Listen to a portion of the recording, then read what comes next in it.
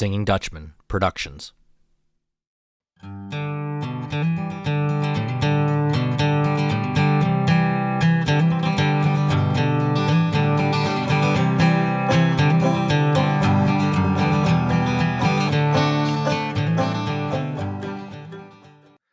Hello and welcome to Doug's Front Porch, a podcast where I get to sit down with friends old and new and have honest conversations. Today I welcome to the front porch Seth Anthony, someone I would consider one of my newer friends in this journey in life, and I'm so excited that he agreed to come on the show. So welcome to the front porch, Seth.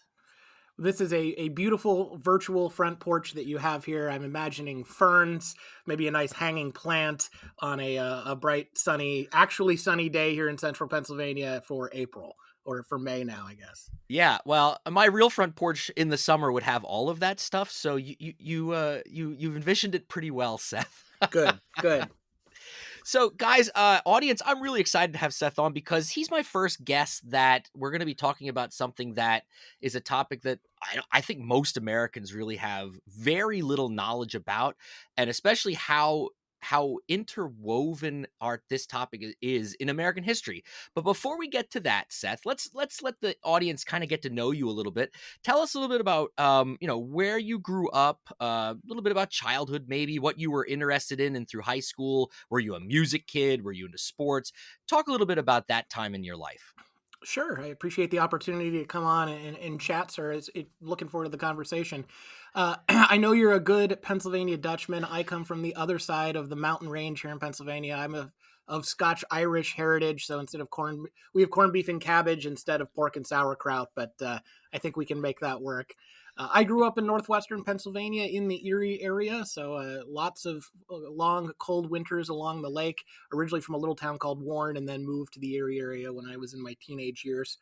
I spent a lot of my younger years, a whole separate subject than what we're going to talk about today, on the dog show circuit.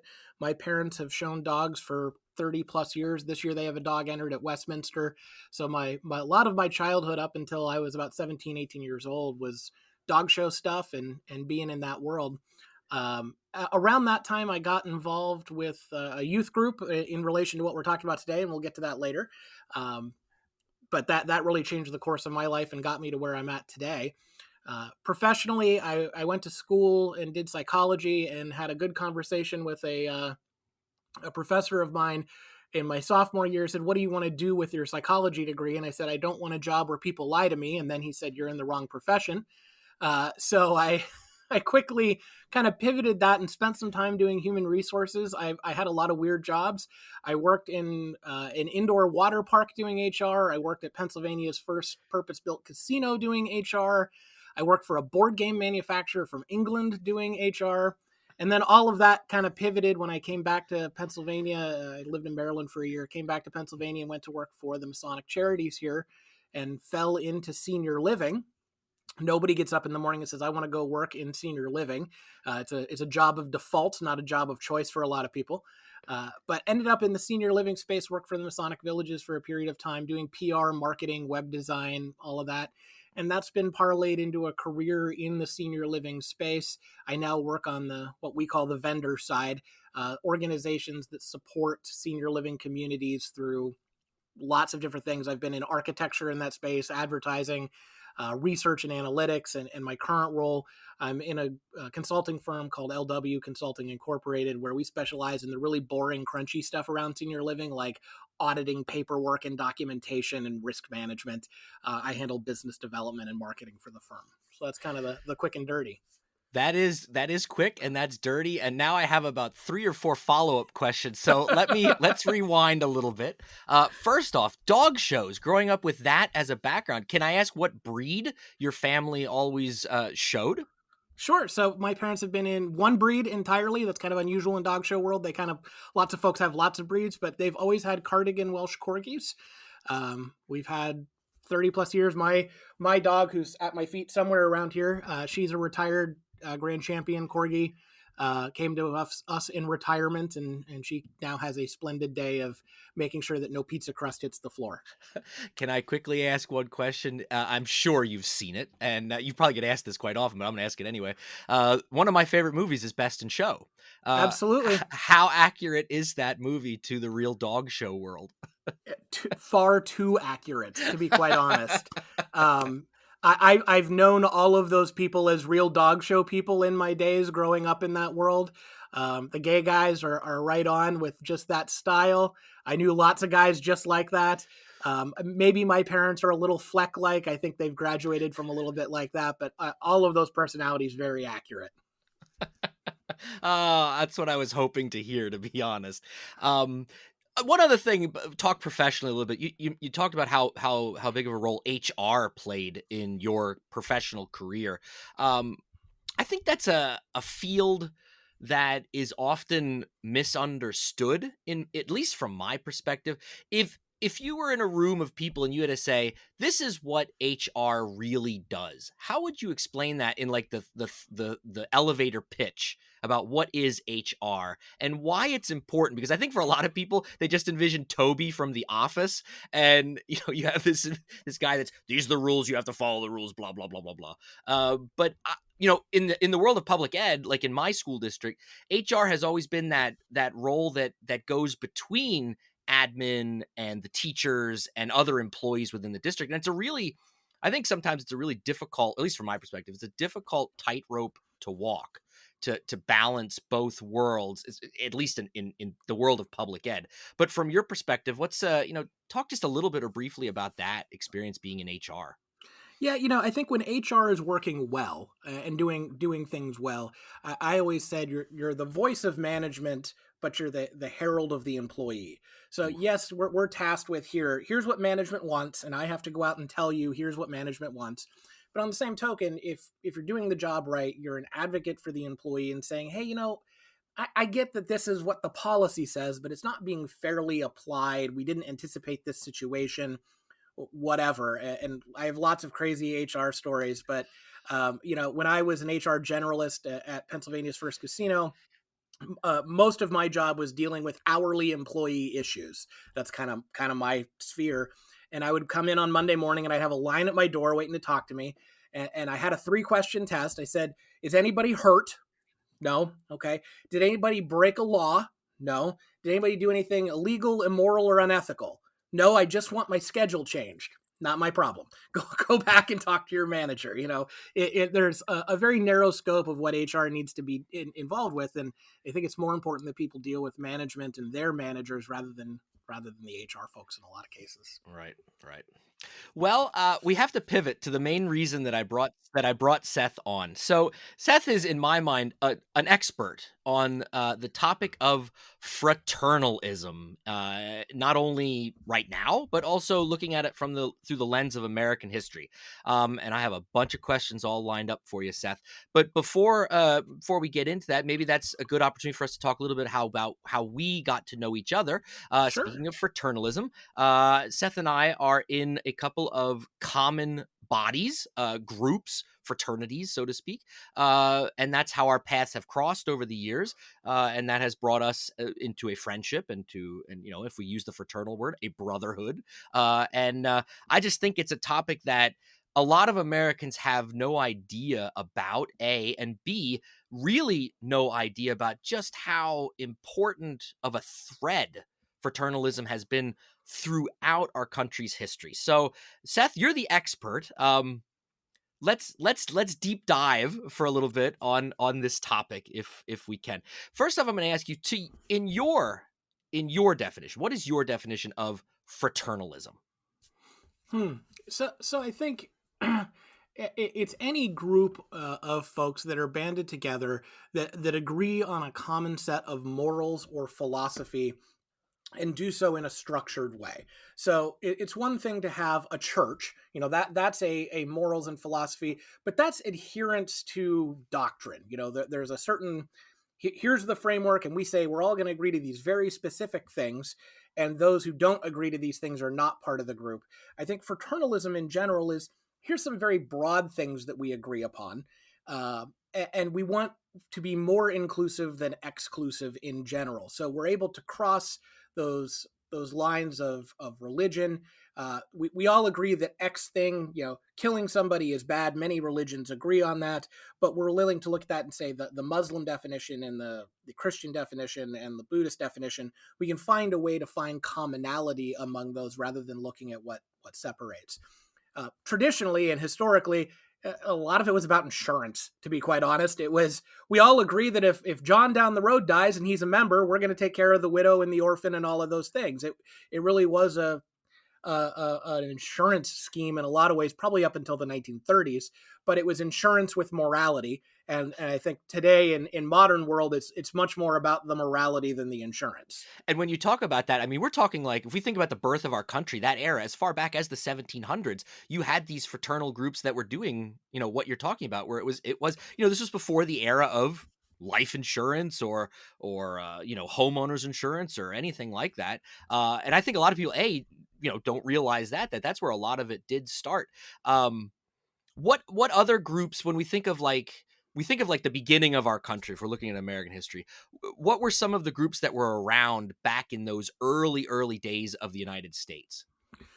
The big two that everybody's going to recognize, obviously, is Freemasonry, and Freemasonry holds, kind of the king's seat in this, and it's wonderful to talk about Freemasonry. It's rich, it's deep, but there's so many other fraternal organizations that are forgotten or missed because Freemasonry has remained so popular.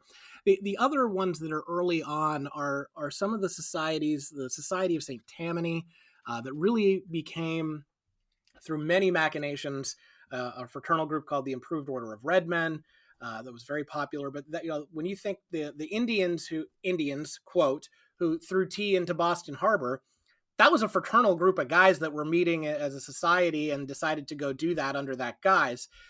Freemasonry has existed since the 1600s, and really before that. It's just documented time frame. So those are the big two. Are those? Sorry about, there's Sparky, the dog barking. The Society of St. Tammany and Freemasonry. And then as you bleed into the late 1700s, early 1800s, we start to see some additional exports. The Oddfellows being probably the next largest that came over officially in 1813, 1814 here in America. And then things start to explode after that. You get additional groups like the Foresters, the Druids, just an insane amount of these groups. And by the late 1800s, the golden age of fraternalism, there's thousands of these groups out there. But early on, it was, Freemasonry in a large extent, and these other small kind of regional societies that really brought some of those founding fathers together and helped spur the revolution. Why do you think it's important for us to study this aspect of our history, or fraternalism as a whole? What, like, you've been studying it now for years. What's something that you've learned from studying this, particularly looking maybe at some of these groups that you mentioned, or their role in early American history? Yeah. So two things I think important. If you're somebody who's listening to this and you're like, I have no idea about this topic, perhaps I'm barely interested in this topic, because it is a weird niche, deep, dark topic. Don't get me wrong. The two things that I think are really important for just anybody to know generally is, one, I would guess for the vast majority of people, there is somebody in your family tree who is a member of one of these groups at some point. Yeah, at the turn of the century, the 1900s, 1 in 6 white American men were involved in a fraternal organization. I say white because the records are much sparser for ethnicities and minorities in that time. So, but to make note of that, there were African American fraternity absolutely. groups, and I'm sure other ethnic groups as well. And I'm so Yeah, absolutely. The Chinese American Fraternal Alliance, Caballeros de Dima Salang, which was a Filipino group operating in LA. Those groups were out there. Just the records are so much harder to find for various historical reasons. But almost every family is going to have some history of a fraternal person in their family. And up until, as we noted earlier, up until the 1930s, this was the thing that kept American society together in a lot of ways.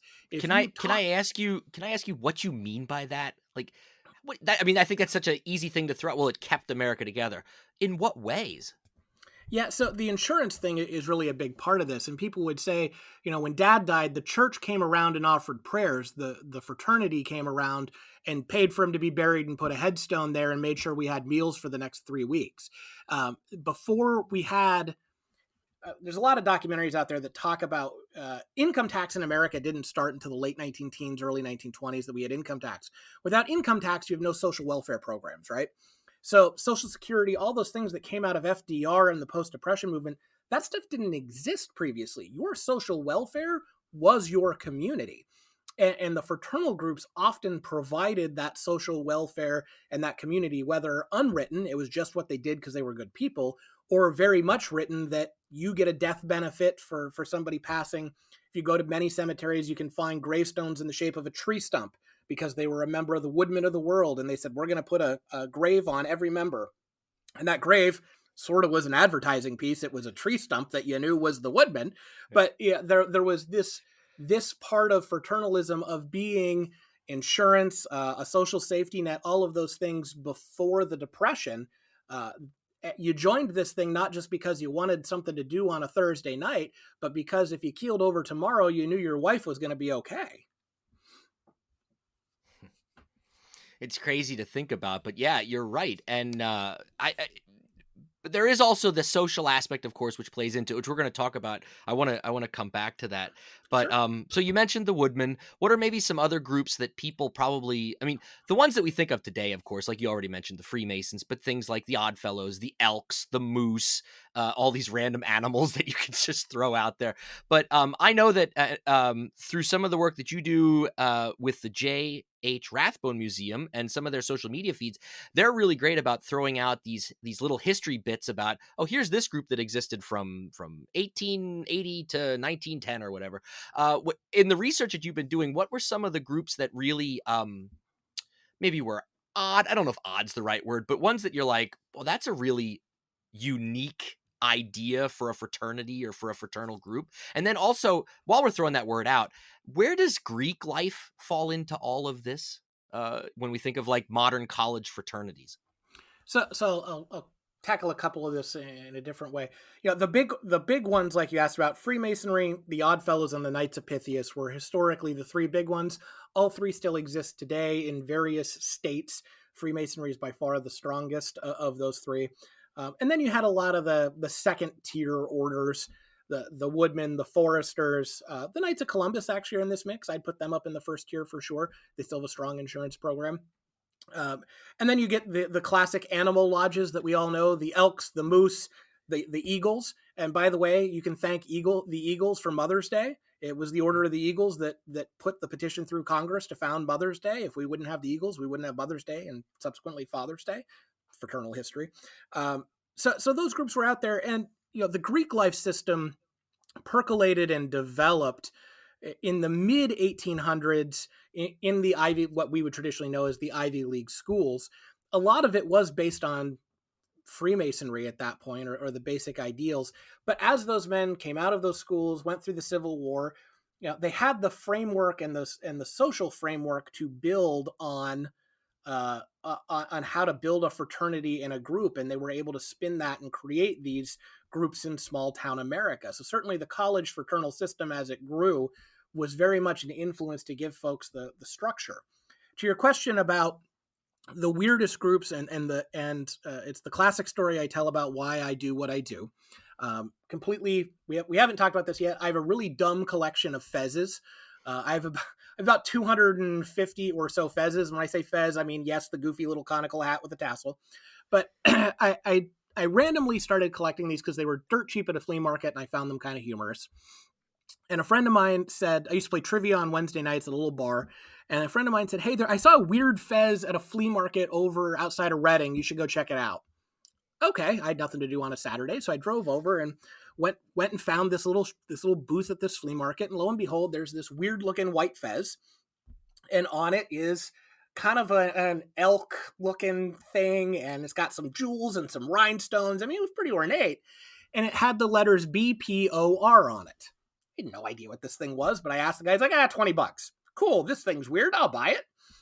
I took it home and I had no idea what it was. And at about that time, I was starting a website for my collection, mostly because I realized there wasn't a good documentation on this stuff on the internet anywhere of what this stuff looked like or what it was. And I had it posted for maybe 6 months, a year. And out of the blue, I get this email from a guy, and I posted that I didn't know what this thing was. And he said, I know what that Fez is, and I want to talk to you about it. Okay. So I scheduled a phone call with this fella, and we had a great call for about an hour. And he enlightened me that BPOR stood for the Benevolent and Protective Order of Reindeer. Talk about an odd name. And the reindeer were founded as essentially an African American alternative to the Loyal Order of Moose. I think everybody knows there's a Moose Lodge in town. At the turn of the century, the Moose did not allow African American members.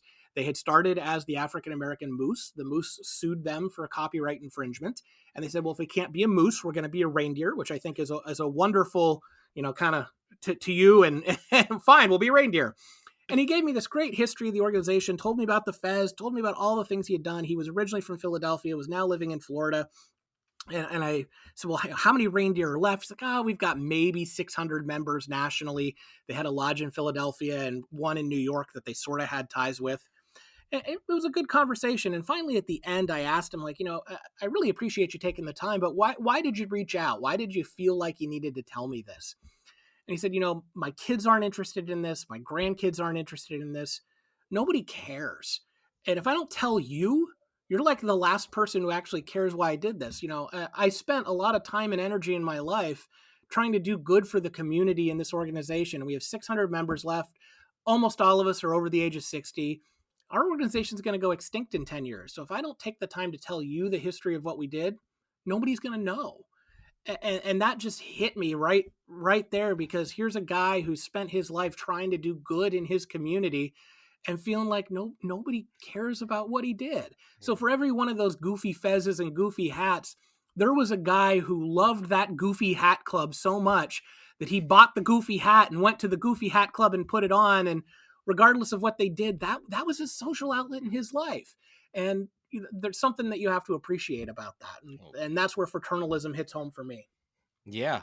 And also it sounds like, most of our conversation so far has been kind of heavy towards the male groups, but we need to let people know that there are a lot of female groups out there too. Could you talk about maybe some of those?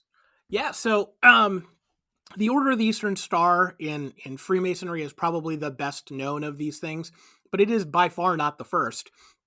Actually, the earliest record of a female-specific degree is the Rebecca degree in the Oddfellows, and it was written by Vice President Schuyler Colfax, who was vice president under Grant, and he wrote it as an alternative for when men went to their Oddfellows meetings, that they had an alternative meeting for the women to go to, and that really spurned this whole movement of women's organizations that flourished. And today, many of those organizations are still around. We see, of course, the Eastern Star and some of the Masonic ones. The Rebeccas are still around.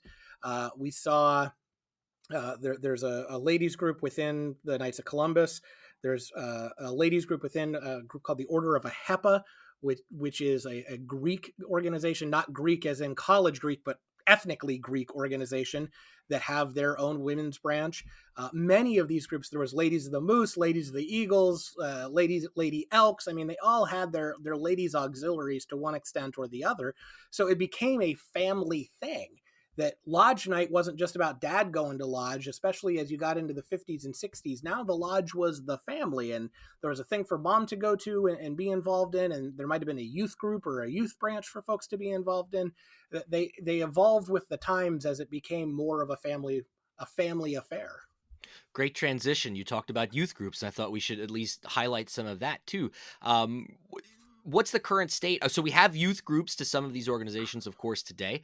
How would you categorize or describe the youth groups that are out there right now? Like, how vibrant are some of these? When you think about, I work with teenagers every day, and I know what they're into, the majority of them. And getting involved in a group like these is usually not very high on their priority list. But let's talk a little bit about some of these youth groups. Yeah, you're not wrong about that. So I've been very involved with the Masonic group for young men, the Order of D. Malay. I was a D. Malay. That's how I kind of got into all of this. I'm a member of, this sounds really, really fancy, but it's not. I'm a member of the Supreme Council, which is kind of the governing body of the organization internationally. And Many of these groups were founded in the late 19 teens and early 1920s at a time where they filled a niche that American society was ignoring, and that was extracurricular activities for teenagers. In 1920, maybe your school had a football team, but they didn't have a band, they didn't have a theater program, they didn't have a jazz ensemble. So these youth groups sort of developed and filled that hole because a chapter could have a band and a youth group and all of these things. And as time went on and schools subsumed more of those things, the niche that group once had has fallen away. And I say this very lovingly. Schools obviously are built to promote the best of the best. So the captain of the football team, the captain of the debate team, the lead cheerleader, all of those things. Where we have found our youth groups really surviving and doing well is in mid-sized to rural communities that don't have a place for the B plus, B minus, C plus kids. Because there's just not enough resources. We put all our resources into the best kids, and the kids who are still good kids, but they're not going to be captain. They're not going to be the head cheerleader. We find a great place to support those kids, and maybe we take a C minus kid and turn him into a B plus kid, and maybe an A minus kid, and give him resources and scholarships, or her, I should add. There are plenty of female youth groups. Give them resources and time that the schools are overlooking because they aren't a 4.0 GPA student. There is nothing wrong with supporting a 3.3 GPA student who maybe just had a couple of bad classes, and you get him to college and he's going to thrive. That's really where our youth groups today are doing well and thriving, is supporting that middle rung kid who's getting overlooked because he's not 4.0 graduate going to Yale or Harvard that the schools are investing time in. Yeah. And I think this also is a great opportunity to kind of, what we didn't talk about yet is that this, I mean, throughout our history, these groups have existed. We already talked about that, but there's also been, on the exact opposite side of the coin, a large percentage of the population that had always had either fear of these organizations or a misunderstanding or just ignorance, which led to, in some cases, hate. And in some Sure. cases, probably violence. I'm sure in some parts of the country. Do you feel that we've overcome that part of the perspective of fraternities and fraternal groups in the United States today, or do you think some of that maybe still exists? I don't think we've overcome it. I think we've I don't know what the right word is. It's just not on the radar. Because the groups have gotten so much smaller in the scheme of things. It's no longer the top level priority that it once was. And I should add that this cuts in all directions. I think the way people often think about this is, I'm going to grab the low hanging fruit. Catholics don't like Freemasons. Okay, there's historical reasons why that's the case. A lot of that's been ameliorated. I was on a call last night with a Freemason who was a tomb guard for the unknown soldier, a major in the Pennsylvania State Police, a Freemason, and he's also a minister or a parish council member in his church, in the Catholic Church. Okay, that has fallen. But when I say this cuts across both ways, there's a fascinating book that talks about how the fourth degree of the Knights of Columbus, the patriotic side of the Knights of Columbus, was really a reaction to the 1920s Ku Klux Klan that was modeled as a fraternal group and the hate they spewed at the Catholic Church. So the Catholics organized and said, and one of their tenets against the Catholic Church was they're not American, they're Romans, they're papists. And they developed this patriotic degree to say, no, Catholics are every bit as American as you, guy in a white hood, and we all know how that ended. So the hate kind of spread in all of these different ways because everybody used this popular trope up through the 20s and the Depression to kind of meet their own ends. And today, the groups that were good groups that really do want to improve society are the ones that have made it to the present. Yeah. Um, what do you account for? I mean, I've talked about this idea on other episodes about how civic involvement and civic engagement has seen a decline in the last couple decades here in the United States, and that absolutely goes into groups like we're talking about, fraternal groups.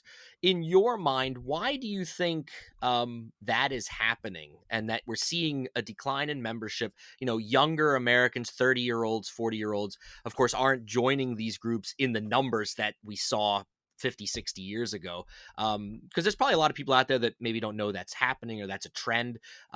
Why, what are some of the things you think is kind of like pushing that, or why it's happening? So if you look historically, and again, I kind of quoted that number back about 1900, that 1 in 6 white American men was involved in a fraternal group. There were external societal factors that made that make sense. Some of it was financial, some of it was social safety net, all of those things. We see a lot of that fall away in the Depression, especially in the light of government social safety nets that occurred. But yet we see probably the biggest boom in membership immediately after the Second World War. And most people attribute that to GIs coming home, wanting something to bring them together and have this bond that they had in the war. And that very well could be. And I think that's kind of the prevailing theory. But really that wartime, post-war time, 50s, 60s, early 70s, when many of these groups were at their largest, it was an artificial inflation of numbers. That just happened to be the thing that people did. I think the decline we've seen to the numbers of today is probably a return to normal versus the inflated numbers we had. Now, our population has grown and our percentage of members has fallen kind of compared to population. But I think about, and I'll use the Freemasons as the example here in Pennsylvania. We built our retirement community system, which is a model in the country today. It's one of the 25 largest not-for-profit retirement communities in the country. We built that when we only had 50,000 members. Today, our Grand Lodge in Pennsylvania still has 93,000 members. So to say like, oh, we're shrinking and we're not going to be able to be what we were, we're still almost twice the size we were when we did a really amazing thing that's lasted 100 plus years. It's a return to normal. Now that shrinkage, though, we've not kept up in a lot of other ways with dues costs and other things. And society has changed. And we know that there's other things taking people's time away. But I will say, when you look generationally, the boomers were joiners. They're a social generation. They came out of that, and we have lots of baby boomer members that are hanging on to leadership. We missed Gen X. I think you're probably a Gen Xer, if I did my numbers correctly. For the most part, we failed you. I am a leading age millennial. I'm right at the edge of like 1983 Oregon Trail generation millennial. Millennials, by their nature, are also joiners because our parents thought we were all special snowflakes and got us involved in everything at school. And we were a member of every club and music and dance and all of these things. We did all of that. But the difference is between the boomer generation and us is the boomers had a stick-to-itiveness. They went, yep, I'm going to join this thing and I'm going to be a member for 30 years and I'm going to join a company and be a member for 30 years. The millennials were much fickler. They did 15 things and then they figured out the one thing they were good at and stayed with. And I think that's what we're seeing in the current trends of younger people joining these groups. This might be one of 5 or 10 things they try, and they want to see what sticks and what makes sense for them.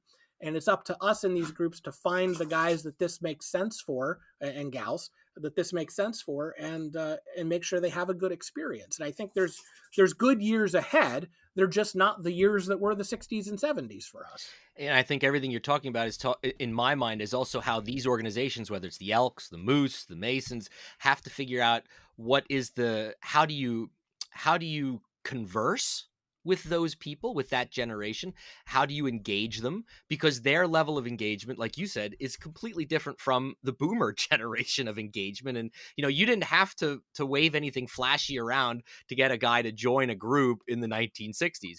The organization was the reason to join. But like you said, I mean, we are dealing with people, and even I see it's bleeding into, even when I think about my generation, Gen X, when I look around my friend group and the people that I know my age, I am the only one that is in a fraternal organization like this out of, let's say, 15 of my male friends and 15 of my female friends. Thinking about that too, none of them are involved in anything like this. And I'm talking even on like volunteer groups, like volunteer-based groups, like a fire company or a fire company auxiliary group. And And I often think, yes, there's this aspect that these groups do a lot of good, and you need membership to maintain them. But how do you think these groups will, I'll ask you this question. Will the groups be able to adapt to this new future that we're in? And, the pandemic has definitely exposed some things about these organizations, maybe for the good, maybe for the bad, depending. How will they adapt? Do you think they will adapt? What are they going to have to do? And B, do you think personally that they will be successful in adapting? So I think the adaptations are coming slowly but steadily. The trick is a lot of the appeal of these groups, especially to millennials, is the connection to what has come before. Millennials look and say, "My dad didn't join these groups, but my grandpa did." And my grandpa was a really important individual in my life. So the idea that I'm going to join this thing and it's going to be just like what my grandpa did is really appealing to some of these folks. So there's a level of change that needs to happen, but it's got to be moderated because the experience that people are joining for is somewhat historical and family like. Not everybody, but a number of folks. So I see it's thinking about where is the friction. I'm being a marketer here. Where is the friction in the process of these groups and of folks joining them? And a lot of it has to do with the really dumb administrative things that these groups still deal with. So, most of these groups don't know how to take Venmo for a dues payment. They still have a checkbook. And when I say a checkbook, I don't mean like a personal checkbook. I mean like I have a book and it's a big ledger and I open it up and there's 3 checks per page and I'm keeping an account on those checks. They're still operating that way. So I think if the core of who they are and what they do doesn't need to change, the administration and the day-to-day functionality is what's taking time to catching up. And that's probably where they're missing the boat. Some of these groups are doing a phenomenal job in catching up. Kudos to the Knights of Columbus. They've got it figured out. They have a structure that makes sense. They have an insurance thing. They're very engaged with the Catholic Church, and they still have 2 million members. They're doing something right when I look at the numbers. Freemasonry's taken a long time to catch up. Oddfellows, I'm an Oddfellow. I'm involved. I'm the secretary of my lodge. They're not catching up, and I don't know how long they're going to manage to hang around. So I think there's going to be varying levels where some of these groups are just going to fall by the wayside and die as they have continued to do so for the last 50-ish or so years. And there's going to be groups that have enough momentum that are able to push through this administration learning thing. I look at what some of the Masonic groups are doing. Yeah, they're doing online video degrees. And there's Masons who, when I say that, shrivel up and want to die in a corner. And I get it. But it's also kept them alive during the pandemic and taken in members. So at some point you have to look at, is it more important that we stick to the old ways and die, or that we find a way to adapt to the modern technology and the modern ways people are engaging and survive? What's more important? And groups are evaluating that on an individual basis. When we lose groups like this, and because of, for whatever reason, multiple reasons, what are we actually losing, or what are some of the things that society is losing? Like if we woke up tomorrow and all of these groups were gone, what would, in the bigger picture, what does America lose without these groups being around? Great question. So I'm going to start really small and then kind of expand. How many small businesses in your community today are still supporting your softball team, your t-ball team, your kids' soccer team, spending money on uniforms? That number has continued to shrink year over year. But if you went to your Masonic Lodge, your Oddfellows Lodge, your Moose, how many of those groups will still say, I'll throw $100 at that team and we'll sponsor it because it's the right thing to do for our community? Those groups are dependable. I think about my Oddfellows Lodge. We support our local library, we support our local fire company, we sponsor the football team and the softball team. We give to all of those things. Is it big dollars? No, we don't have big dollars to give, but it's something. And all of those little community-based organizations are doing that stuff. So they die off tomorrow. Your kid might not have a uniform next year to play football. And that's just a realistic thing because it's these little groups that are keeping this stuff going. On a regional level, when I think about statewide basis and some of the things that are happening, if all fraternal groups cease to exist tomorrow, right now in Pennsylvania, there's about between 2,500 and 4,000 people over the age of 65 living at a retirement community sponsored by the Freemasons, of which they are giving roughly 30 to 40 million dollars a year in gratis care to take care of folks who would otherwise not have a way to retire and live in a decent setting past the age of 65. There's also in Pennsylvania, there's a home for the Pythians. There's two Oddfellows homes. There's lots of these retirement organizations that are continuing to do really good work in the community that you just might not know about, but they're helping people to live really fulfilling lives well into retirement age. Uh, the Freemasons also operate one of the last really operational institutional orphanages. They call it a children's home. It's what historically would have been called an orphanage, where they take kids from inner city Philadelphia and inner city Pittsburgh and around and other places around the state who have no opportunity otherwise for various social and societal reasons. Maybe their parents are still around, maybe they're not, but perhaps outside of the Milton Hershey Trust in Hershey, they're giving these kids an opportunity to go to school and live in a pretty wonderful setting when they've come out of some pretty rough situations. That still exists. Nationally, I look around at some of the work these groups are doing. Again, whether it's small or big, we see the Knights Templar, kind of a Freemason offshoot. They're spending big dollars to help eye research at Johns Hopkins University and endowing a chair there to help cure blindness and rare diseases of the eye.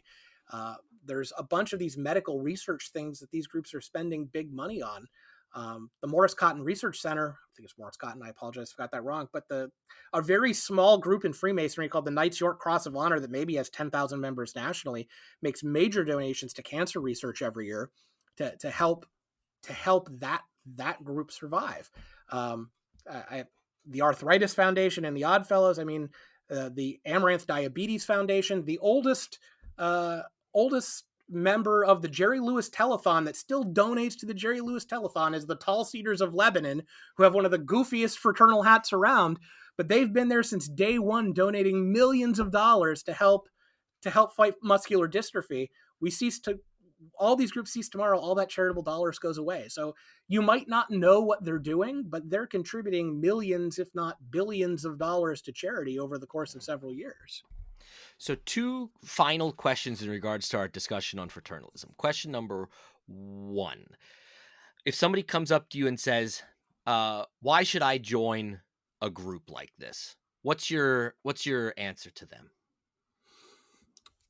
I really try to think about it as what are they trying to get out of it, or what are they looking for? And when they come to me and say, if somebody really came up to me on the street and said, I want to join a group, my first question would be, why? What are you looking for? Because every one of these groups really hits a different nerve with people. Let's be honest, if you're looking for a social outlet with somewhere to drink that's got 50-cent shots on a Tuesday, there's nothing wrong with going to the Legion, with going to the VFW, with going to the Elks or the Moose, because that's what a lot of those groups do. It's about the social aspect, and that's where they're at, and trying to draw those people in. If you say, hey, I'm interested in raising money for charity and being really involved in the community, maybe that's the place to point them to Freemasonry and the Shrine in the long run and say, look at all the work. Back to your Followup question, God, the Shriners Hospitals for Children would shut down tomorrow without the fraternity. Everybody knows the Shriners Hospitals. Maybe that's the place for them to go. And if they say, hey, I'm interested in the history and philosophy and I want to learn and make myself a better person, then there's a place for that. I think of this as a big funnel, as what is the thing that's getting you into the funnel? And then let's find you the group within that funnel that does the thing you really want it to do, because it's a whole world of this stuff and it can be whatever you want to make of it. We tell kids in the youth groups, it's not uncommon. We might get 3 kids to a meeting for a youth group meeting. They're small. But if those 3 kids get to vote and say, you 3 kids run this meeting and you get to do what you want, and they say, we want to have a pizza party tonight. Cool. Vote. You get a pizza party tonight because you're 3 kids who run this meeting. That's awesome. And the kids who didn't show up and didn't get pizza, it's their fault for not showing up, right? Mm-hmm. Yeah, we teach those kinds of skills. So it can be whatever you want it to be. It's taking the effort and time to get involved. The pitch I make for folks to join my Oddfellows Lodge, we have 28 members left in my Oddfellows Lodge. It's very tiny. We're sitting on a spectacular building that pays for itself, that has apartment rentals. We don't have to raise any money. I'm sitting on $250,000 in the bank. I just need people who want to make a difference in the community. And if the difference you want to make is with your kid's football team or softball team, let's talk about it. If it's with supporting the cemetery or veterans, let's talk about it. I'd rather have you coming out and doing something to support those than me sitting on money hiding in a building. Yeah. That's where I'm at. Yeah. Yep.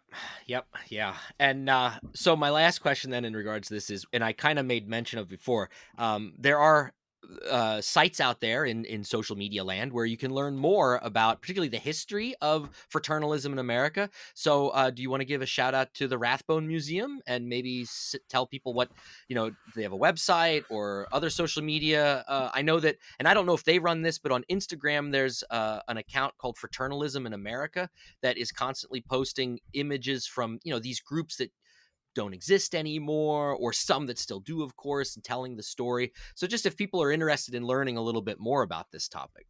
Yeah, I appreciate the opportunity to speak about that. So there's really I would say nationally three main groups that are working on this. The J.H. Rathbone Museum is a little museum in Lafayette, Indiana. It's the personal collection of a guy named Ken Motor who has spent his life collecting fraternal things. Ken has done an amazing job of saving parts of American history that probably got discarded after a flea market. It didn't sell. Ken's an amazing guy. He's a retired professor. So we've been working, a small group of us have been working with Ken on his museum to preserve what Ken has collected and spent a lifetime collecting and figuring out what to do with it. So I'll kind of set the Rathbone there. That's at jhrathbonemuseum.org. If you look up JH Rathbone Museum, you'll find it. There's an aviation museum, by the way, about J.H. Rathbone, not the right one. J.H. Rathbone Fraternal Museum, set that there. That's very much related to the Knights of Pythias, by the way.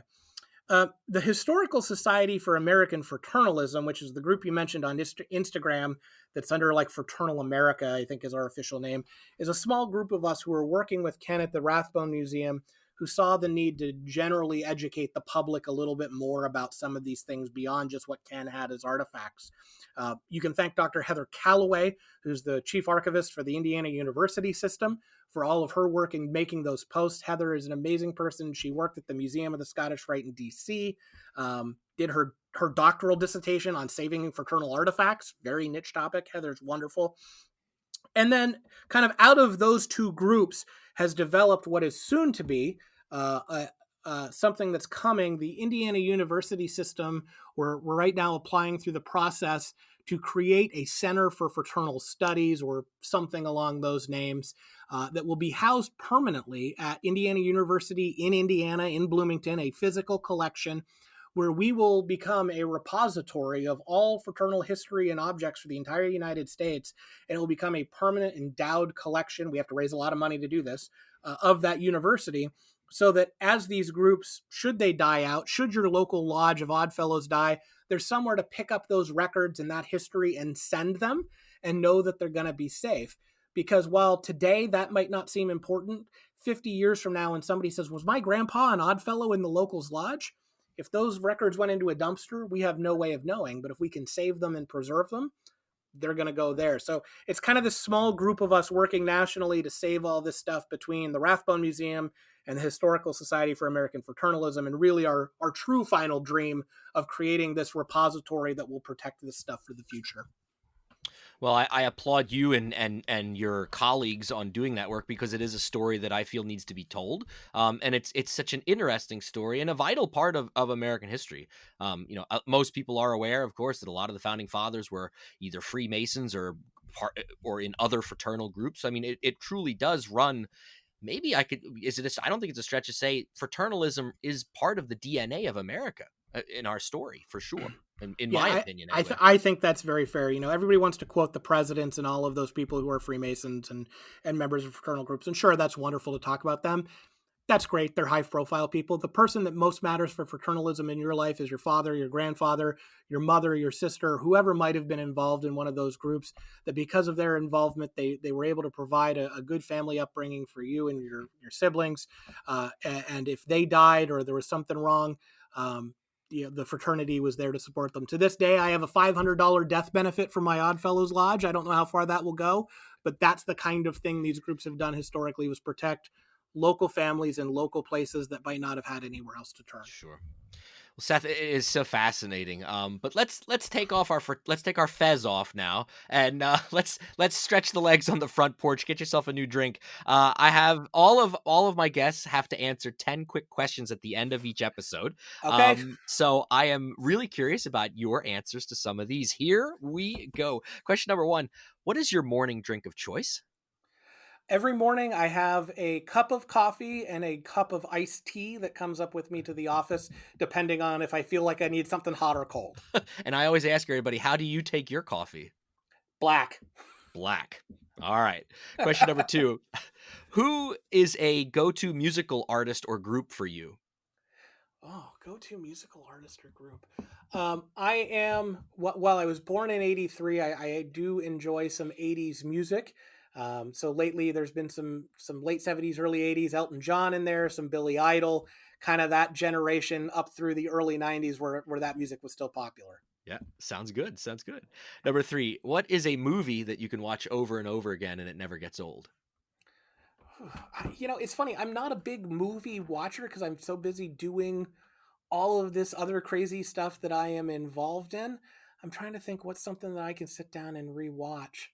Um, my favorite movie is The Shining. Not saying I watch it a ton of times, but I watch it once a year and go, I enjoyed that. I don't feel good about having enjoyed it, but I enjoyed it. So, that's perfectly fine. That is perfectly fine. Number four: what's the last thing that you read? Last thing that it's going to be fraternal history stuff today. I was perusing through a book of old plates from the 1800s of fraternal regalia, as nerdy and boring as that sounds. Probably the last fictional book I read. I read some sci-fi and fantasy Okay. novels when I need to Yeah, decompress. that's all right. What's your favorite pizza topping? I am a meat lover when it comes to pizza, so the more meat you can throw on there, the better. Okay. Laying on the beach or going for a hike? I'm an avid indoorsman, so those options are not great. I am not a good sitter on the beach because I get bored. I would probably choose to go for a hike, but the minute there's a snake or some other crawling animal, I'm out of there. That's okay. That's okay. I'm an avid indoorsman. I love that. No one said that yet. That's a great answer. Number seven: you have invited me over for dinner. What are you making? Lagavulin, does that count? I don't know. What is Scotch? that? Oh, Scotch? yeah, we absolutely, as starter, main entree, and dessert, all three. I'll probably find some carbs to throw in there in between, but I am famous for when I'm out at conferences with work, they'll say dessert, and I will ask for the drink menu because I would much rather have a scotch for dessert than cake. I enjoy a good scotch too, Seth. So I'm perfectly fine with that. Fair enough. What's a dream vacation destination of yours? Yeah, at this point, my world revolves around a lot of this fraternal stuff. But I'd love to just spend some time in London and not at the typical touristy London things, but seeing some of these historical fraternal places that are out there. Rosslyn Chapel. You can watch the History Channel and see all the goofy stuff on Rosslyn, but I'd still like to see it just to say I've seen it. Right. Yeah, that's probably where I'm at. Okay. Number nine: what is something you are afraid of? It sounds like maybe snakes, but I'm going to ask the question anyway. I don't do snakes and I don't do heights. Those are kind of my Oh, my okay. two my two creep. I don't do creepy crawlies, and I am not a roller coaster. No, I need control. Okay. I fully admit. And question number 10: what job, other than one of the ones that you've had so far, would you love to have? Job that I would love to have. Um, yeah, so I've had a lot of crazy jobs. I love being of service to the fraternity, and when I say the fraternity, I mean Freemasonry and some of these groups. Being able to go back and work full time. It was wonderful to work full time in the charities division, but to work within the fraternal division of one of these groups, supporting our members and help grow and spread that message is certainly near and dear to my heart. As those groups shrink, the opportunities to do that are smaller. But I look at some of the, whether in England or here in the United States, being able to do some of that work full time would certainly be rewarding. I love what I do with sales and marketing and senior living and around those groups. But I don't know many people who have a passion for HIPAA audits. So take that for what you will. If if there are people out there that's their thing, yeah, I hear what you're saying. Exactly.